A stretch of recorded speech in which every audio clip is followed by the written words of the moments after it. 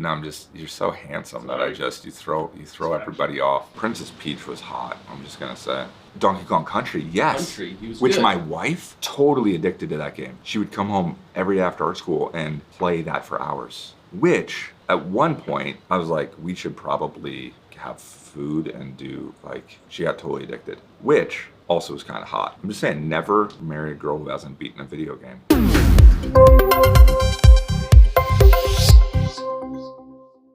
To blog or not to blog? That is the question. Hello, adventure. So that's a question I get is, should I have a blog? And the answer is, well, it depends. Blogs can be amazing.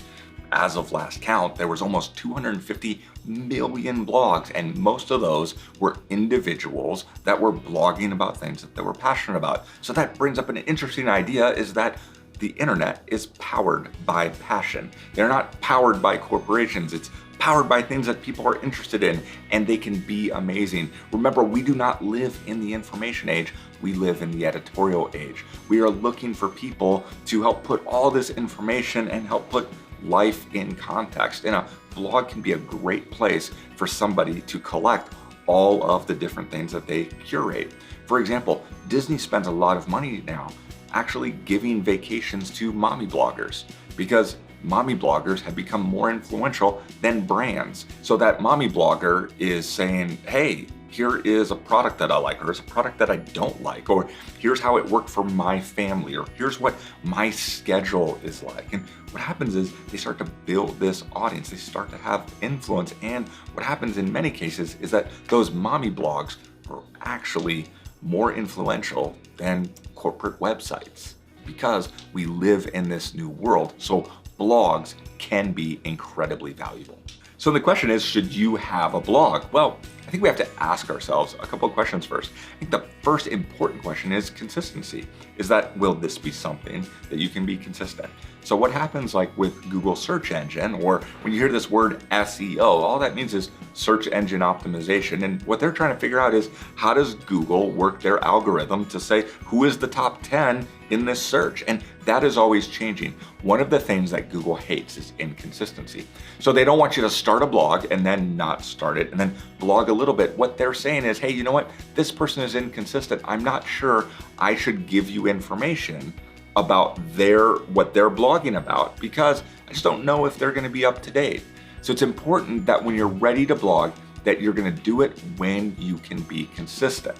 And some of that is, do you have enough content? So for people who aren't posting regularly on Twitter and Facebook and Instagram, I wouldn't jump to a blog. Now that doesn't mean that you have to have Facebook and Twitter and Instagram and Google Plus and LinkedIn before you start a blog. But you have to understand is that blogs were more popular before social networking. So as social networking continues to be popular, blogs are diminishing in their importance on how it ranks in search engines. So what you need to do is understand, like, it's more important that I'm staying consistent on a few social media platforms. And if you're struggling with what do I post today, then you're gonna really struggle with what should I put on a blog. But just because you're struggling with what to post doesn't mean you'll always struggle that way. So through this 100-day adventure and beyond, we want to give you the tools. We talked about getting your reps in, finding your voice.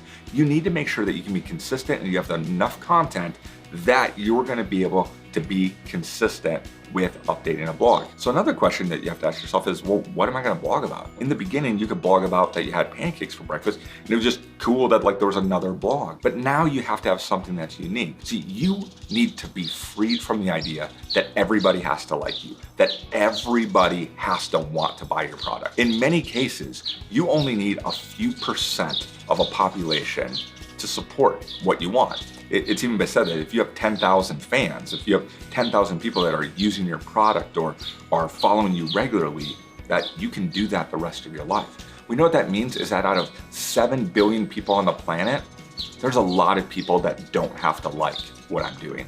See, marketing sometimes is people not liking your message just as much as people do like it. It's turning on the right people, but it's also turning off the wrong people. You do not have to dilute your message and who you are to get people to like you. What you want to do is you want to have a clear voice of what am I going to blog about. And if you don't have that clear voice yet, then don't start a blog. use social media. So I use a lot of times, I'm using Twitter to put out a lot of ideas, and sometimes I'm surprised what people react to. And some things I think are really cool, people aren't into.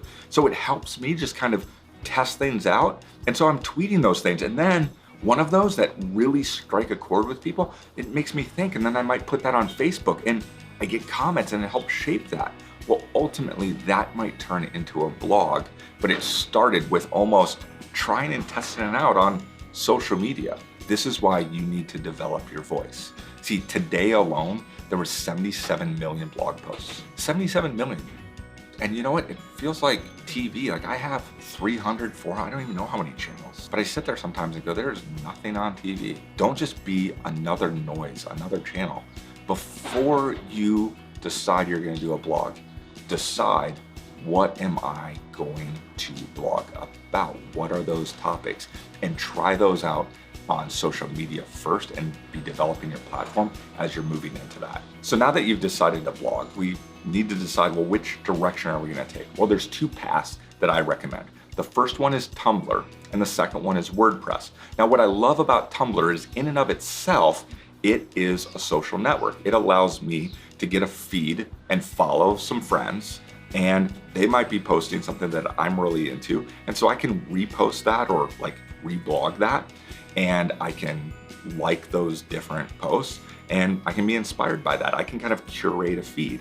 But what I love about it is it's just really simple, is that I can just, what I call microblog, where I can say, now I like this thing that happened on the internet and this really made me laugh and this was inspiring, and I'm gonna put all of those into one feed, and that's gonna be my Tumblr account. So it's really, really easy to use, and it works on mobile phones really great, and it has a social component. So it's a great learning tool. The other one is WordPress. Now what I like about WordPress is it allows a lot more functionality. I can customize it a lot more, and I can add plugins and I can change the design, and there's a lot more framework. Now there's a WordPress online account and there's a WordPress offline account. If you want more information, you can go into Adventure Support and we will post an article on there about the differences between the two. Even if you're on Tumblr, you can then move those Tumblr posts over to WordPress. Then maybe try out a Tumblr because it's really easy, really low impact, free. And then maybe you're working to WordPress as you're really establishing an audience. You don't have to overcomplicate it. Remember,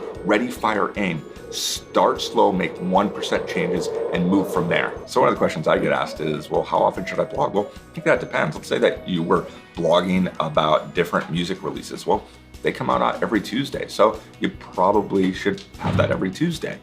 Let's say that you wanted to blog about new movies that came out. Well, most movies are released on a Thursday, Friday, so that is probably when you would want to blog about that if you were wanting to critique movies or trailers. Again, that depends. If you're blogging about sports, it's just, are you covering every season, or is there, you might have seasonal where you're blogging a lot because there's a certain season you're covering, but then in the off season, you're maybe not as frequent. The idea is, if it's seasonal, still be consistently seasonal and how you do that. If it's fashion, you might be blogging 3 times a week. It just really depends on finding that rhythm. And so that's where I encourage you. You have to find your rhythm, and you have to really create your workflow. Is how am I going to write down ideas? If I'm going to do this blog, what is that voice going to be? So if I'm blogging, I'm thinking, okay, the purpose of this blog is I want to inspire people through creativity that they can move past their limitations.